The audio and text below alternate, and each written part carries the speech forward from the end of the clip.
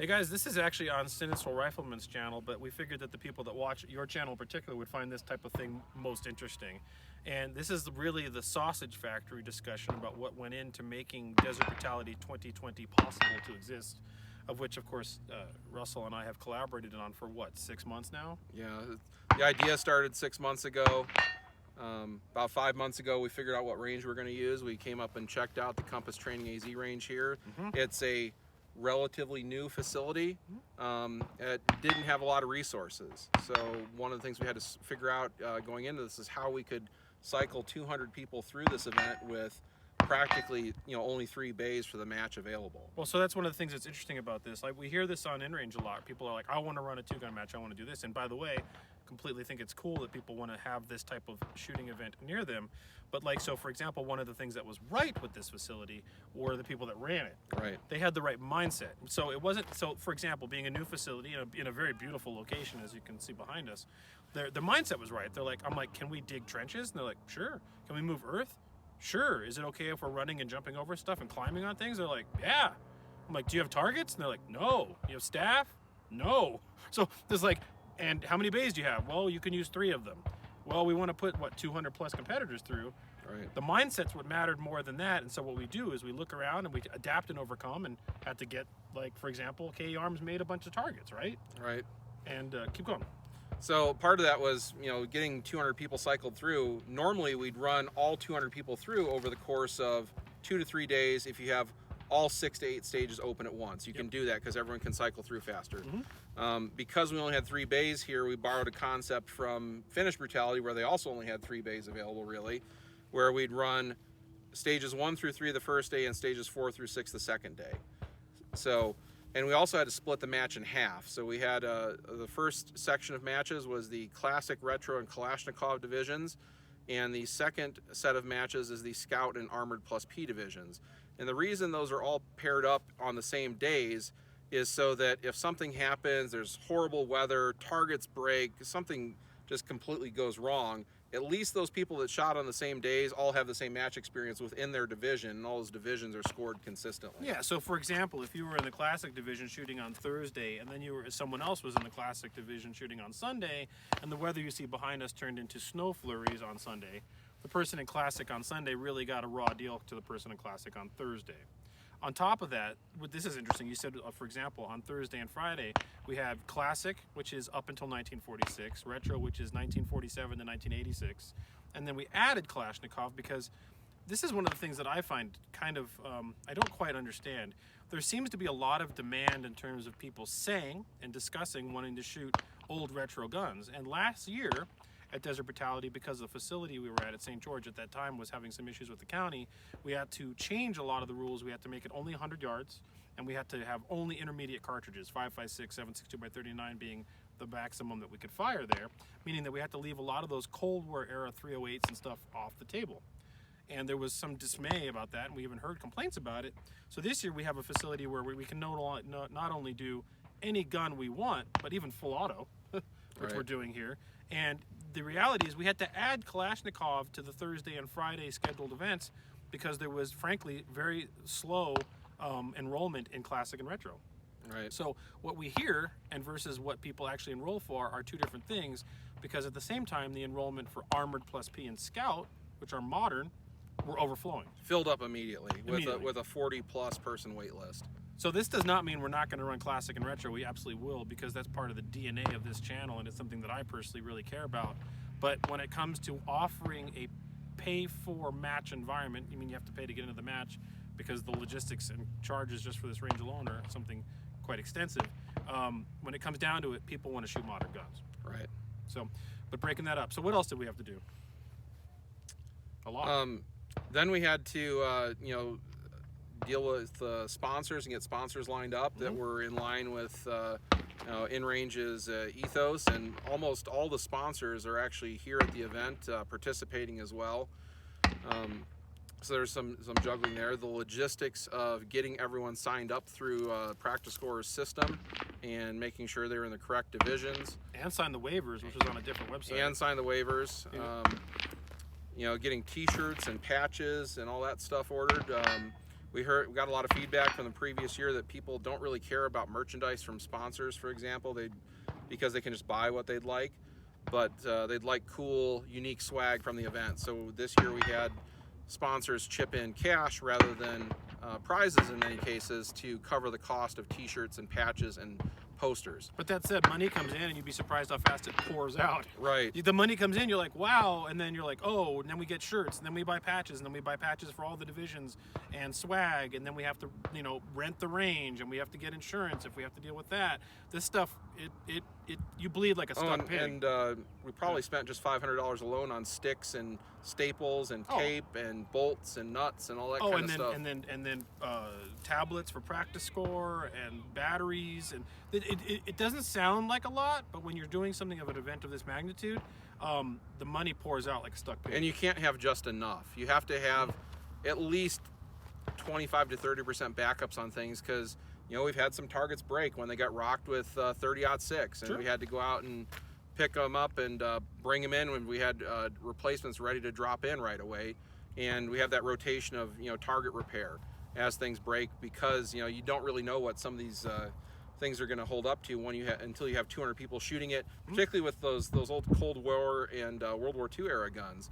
They're delivering a lot more energy than a lot of the stuff people are shooting today with modern guns. Bolts break a lot. You're right. So one of the things I think it also confuses people is you're like, well, you say about sponsors and all this, and InRange, of course, as a video channel and social media endeavor, a media network, for lack of a better term, is not sponsored by any corporations or anything like that.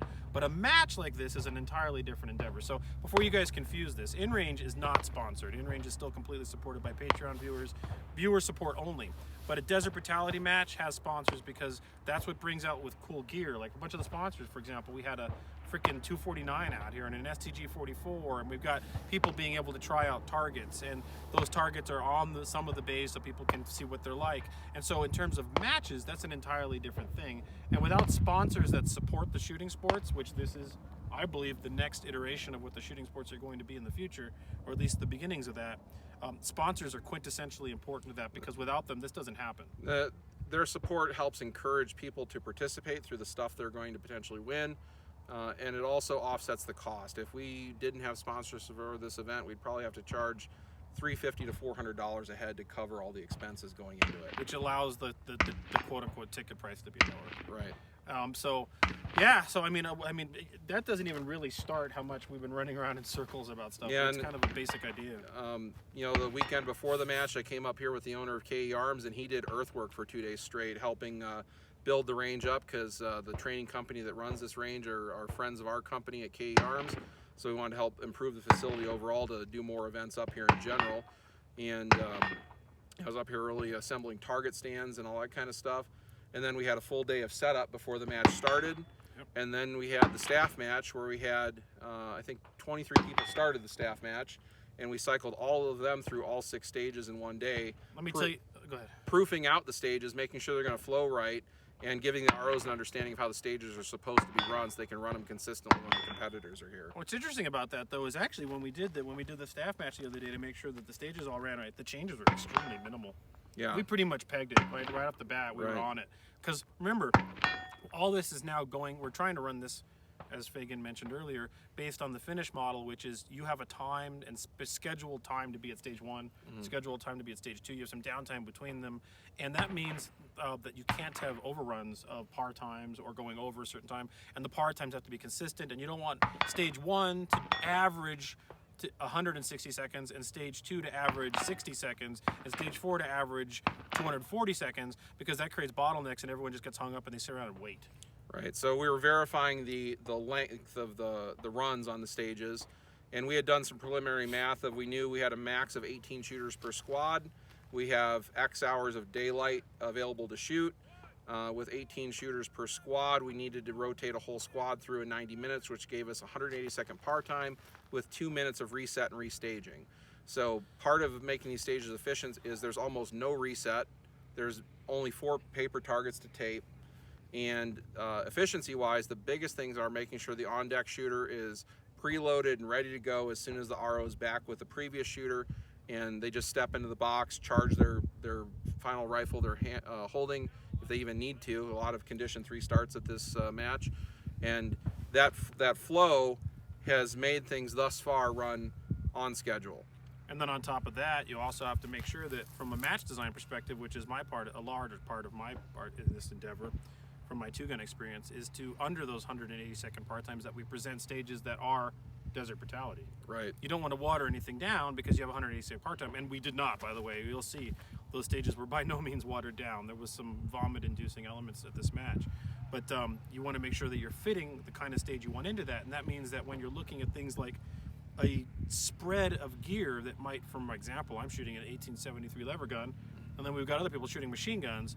How do you design stages that are fun, but still challenging, but possible to all of those different competitors in gear? That's a whole nother thing. I don't even know how you start to describe that.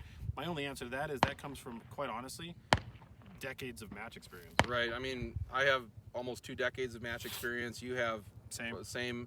So understanding that balance of what competitors expect, what you can get done in 180 seconds, the types of challenges we want to present and the people expect to participate in, kind of all meshes together to bring out the stages that you see in these videos. But you also want it to fit into what any brutality match that we run, whether it's Desert Brutality or Finnish Brutality. We want it to live up to what that is. And you know what I'll say so far? Like, we have some top tier competitors here this year. Every year the bar gets raised a little bit, and it's kicking their asses.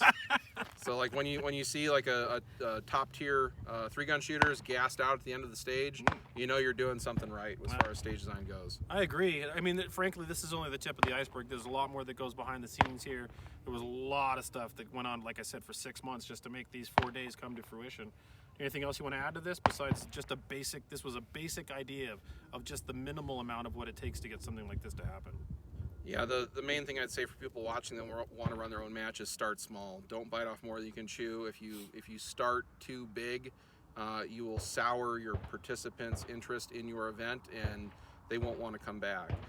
We even ramped this up, even with all of our experience. The match started in 2017, or the first match was held in 2018. I didn't help with that one. It was 106 shooters. Last year's match was around 176 shooters, and this year we have a total of 220 shooters. So that gradual ramp up makes a difference in learning what you need to do to get this many people cycled through an event on schedule and present an event that they all want to come back to the following year. And the fact that people are coming back and that we see not only a growth in terms of people, but actually making, filling the event entirely, tells me that we're on the right track of where shooting sports should be going. There's nothing wrong with any of the existing shooting sports. That's fine. Enjoy them, please. But from my perspective, this is where I want to see things go. This interesting mix of mental, physical, and marksmanship challenges together combined is a renewal of where these things started, and where I think we want to see at least a large part of the gun-owning community want to see them go again, and we're able to provide the gun-owning community, firearms community, whether it's here in the States or in Finland or maybe hopefully somewhere else, a safe, interesting environment that's not just a match, but a place where you hone your skills and become a disciplined, respectable, and a responsible firearms owner. I think that pretty much sums up the logistics, admin, and setup of Desert Brutality 2020. Thank you for watching. Of course, I'll have coverage of DB 2020 on my channel, and there will be a lot of it on InRange TV as well. And Blook on the Range too, and the Finns at Varstaleka, and probably more. So stay tuned.